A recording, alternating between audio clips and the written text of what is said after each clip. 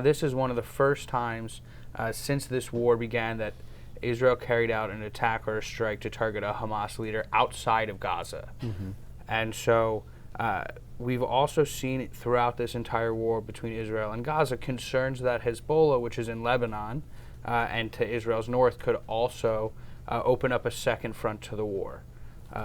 There has been some exchange of rocket and drone fire between the two sides, but things have largely remained under control. Welcome to Reporter's Notebook, where we talk to the Washington Examiner's top journalists about the stories breaking on their beats.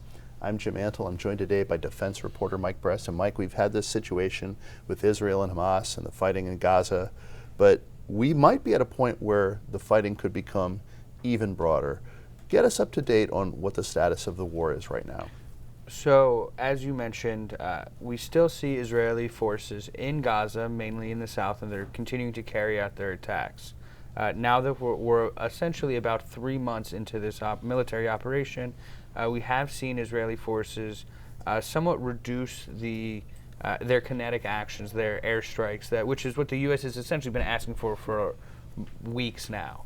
And so what that means is instead of these overwhelming airstrikes that can take out literal blocks, we're seeing much more surgical or precise military operations in Gaza to target Hamas.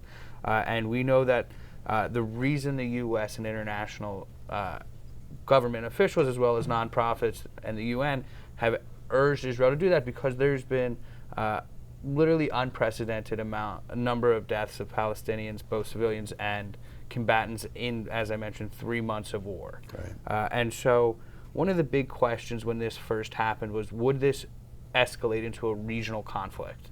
And that's what the U.S. was mainly concerned about from the very beginning. That's why they surged a number of military resources into the region, was essentially to prevent this from expanding.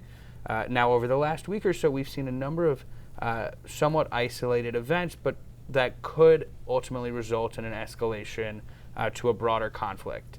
Over the last week or so, we've seen what's believed to be an Israeli strike that targeted a Hamas leader in Lebanon. Now, this is one of the first times since this war began that Israel carried out an attack or a strike to target a Hamas leader outside of Gaza.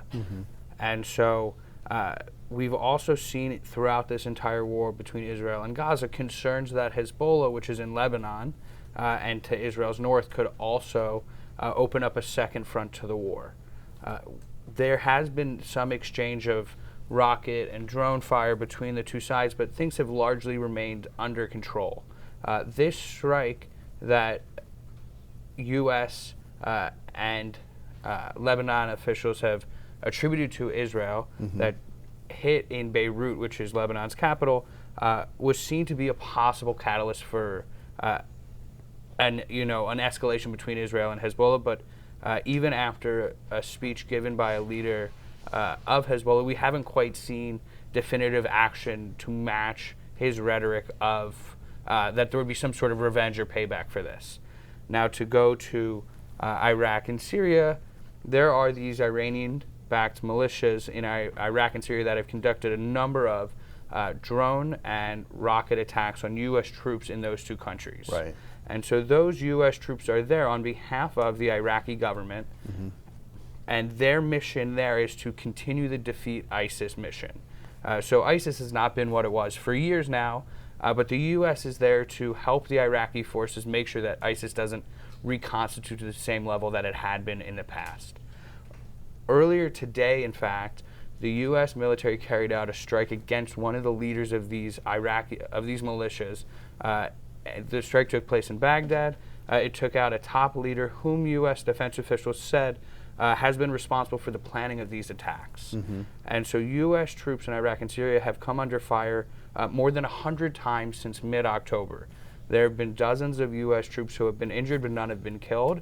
And the U.S. has periodically conducted strikes targeting these malicious facilities, but this is one of the first times where they took out a commander of one of these militias. And so this is also seen as a potentially destabilizing decision from the U.S. military. But that being said, we've also heard on the competing narrative is that this was a move made to restore deterrence, to punish or to prevent these Iraqi militias from conducting further attacks. Now, it's unclear whether or not this strike will be enough to restore deterrence, or whether more strikes will have to happen. Now, all of that brings us to the Red Sea, which is where the Houthis, which also have Iranian support, are based in Yemen, have carried out carried out attacks on 25 separate commercial vessels since mid-November. Now, we've seen large shipping industries publicly say that they will reroute their shipping industry or away from the Middle East and take all of their shipments down underneath Africa, sort of around the Cape of Good Hope. And so this will or could extend shipments weeks and could cause significant delays to the international shipping markets. The U.S. military has stood up a task force that will essentially act as a highway patrol through these Middle Eastern waterways to ensure their safety.